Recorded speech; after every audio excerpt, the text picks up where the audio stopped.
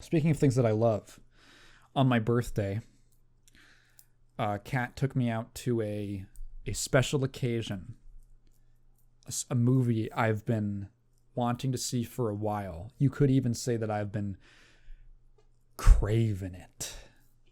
We went to go see Kraven at like fucking 10:30 at night. So in the freezing cold.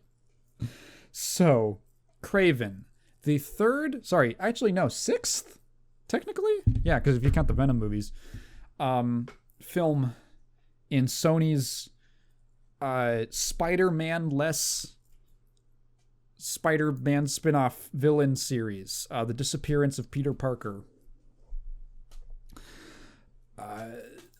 So this is kind of like a follow-up. The only reason I was interested at all in seeing this, and the entire interest was ironic, I just thought it was hilarious to say, I'm craving it for like 3 months, was because we watched Madam Web on Netflix a while ago. And if you remember, that movie goes so hard.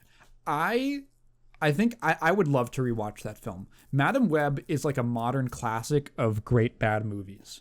It is so poorly executed. It is almost incomprehensible.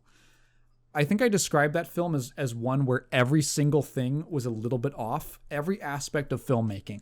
Like the lighting, the shot composition, the editing especially, the pacing, the way the plot beats went, the characterization, the performances, the line reads, the music, everything was just slightly off to the point where if it was one or two things, it wouldn't be that bad.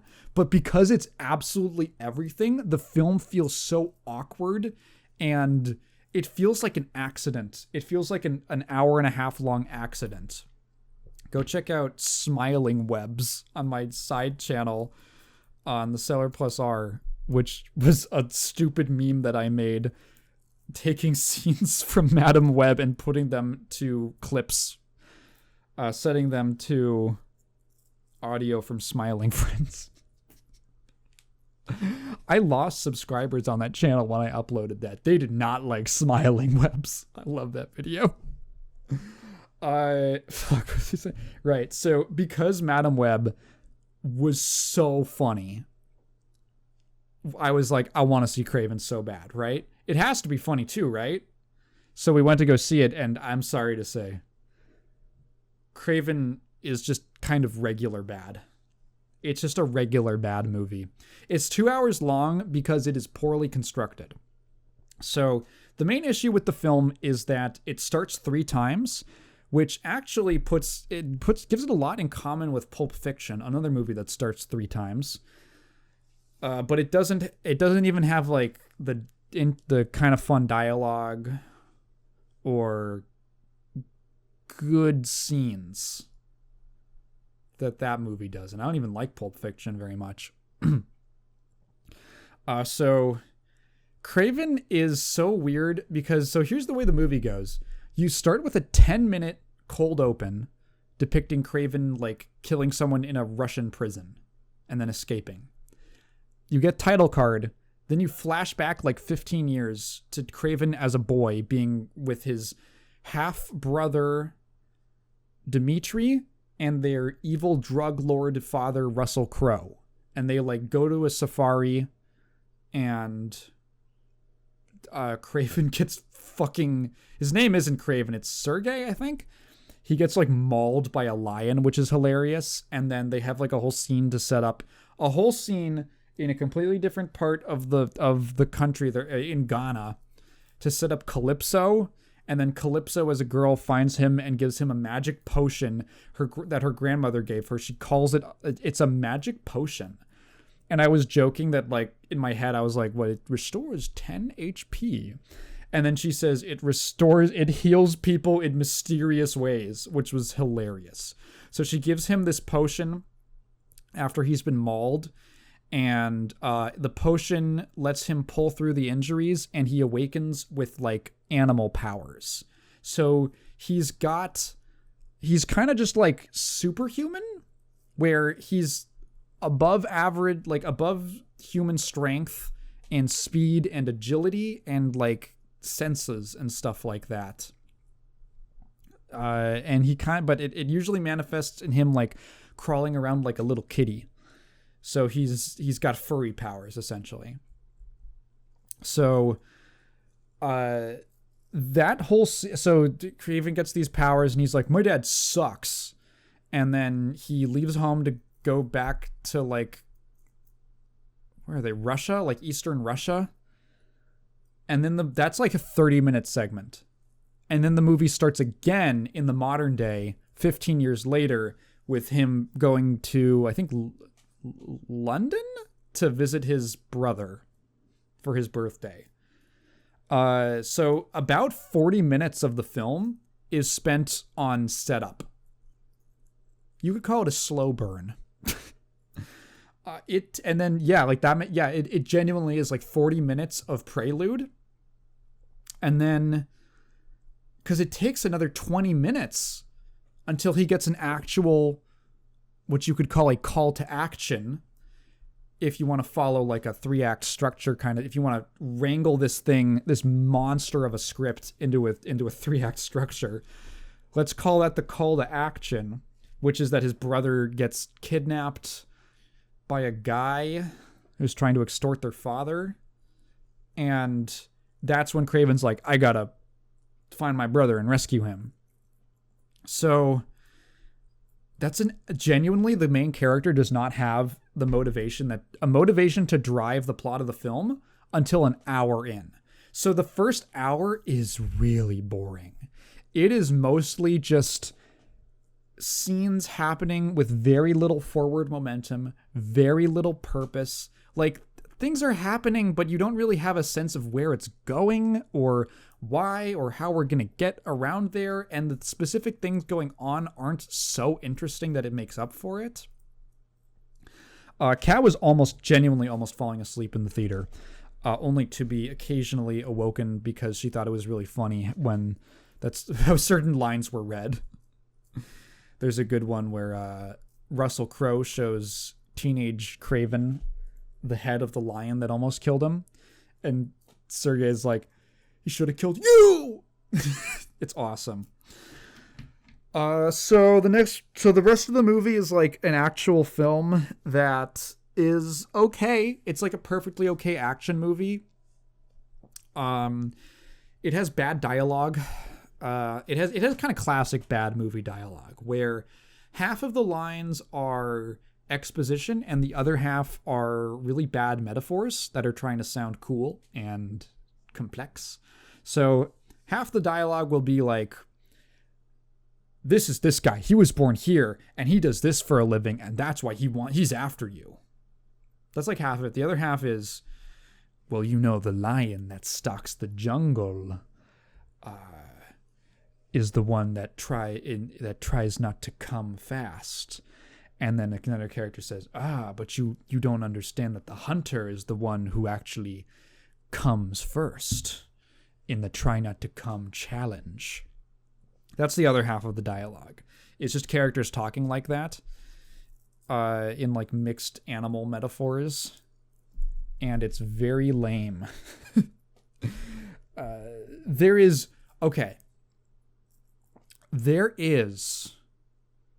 a little bit of something to this script. If you peel away all of the boring, tacky nonsense, there's a little bit of heart. There's like one scene where Kraven and his brother are talking before their father arrives at like the dinner that they're having. And they're talking and there's this kind of tense, there's this dynamic between them where Kraven feels bad because he left his brother, who is Kraven was like the 100% own son, right? He was the one who he was older. He's not a bastard child. He was meant to inherit the business, the drug business from Russell Crowe. And then he completely turns against his father, goes to be like a furry wild man in the woods. And now Dimitri has grown up and he's He's not like a ruthless drug kingpin. He doesn't have the makings of that. He's like a sensitive musician. He wants to open a club. He wants to sing music. He wants to perform on his piano. And that's his deal. He's a more sensitive soul. And Kraven has this kind of conflict where he recognizes that his father was evil and he needed to run away from him. But also he feels bad about abandoning his brother to grow up with their horrible father. And that and Dimitri is like, no, it's fine. And Dimitri, in fact, they're having this conversation and he says that he wants to be more like their father. He wants to be more ruthless. He wants to be stronger, as he says. Like this idea of strength that their father has tried to ingrain in him. And Kraven is kind of seeing his father's influence worm its way, like kind of wear down Dimitri over years and years of pressure to become a horrible criminal, right?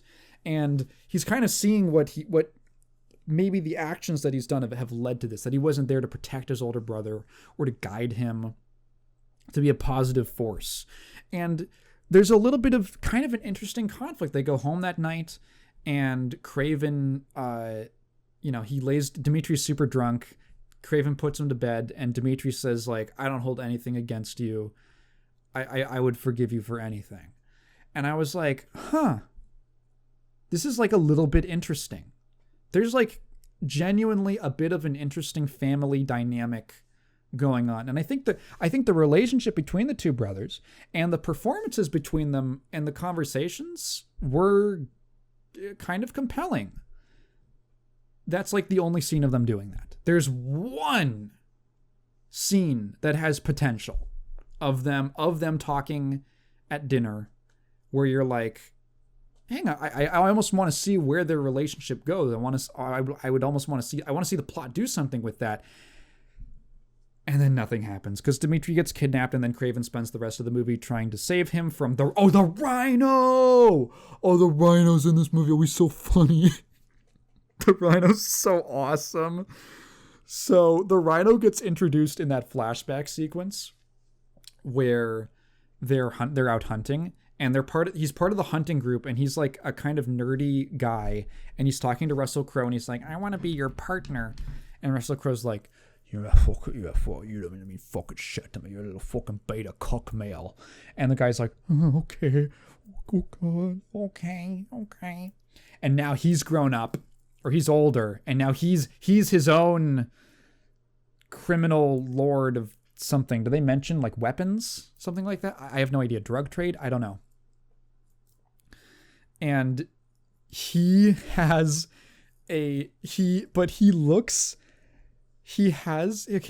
like a collared shirt and khakis, and he wears it's like a medium shirt that like grips onto his body super tight, and he's wearing a super tiny backpack that looks really funny. He looks like he's wearing clothes that are a size too small for him.